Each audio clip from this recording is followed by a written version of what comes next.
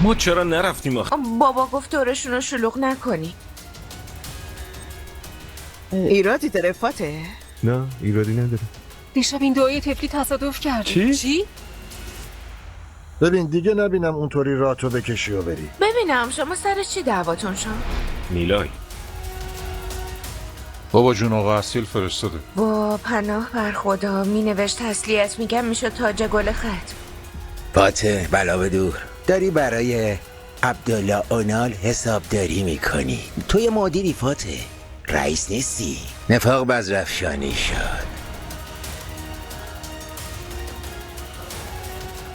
از اون مرده تعریف کن. طرف کی بود؟ اصیل ییل داره. پولمون توی جیبم. خونم هم پس میگیره. ازت چی خواست؟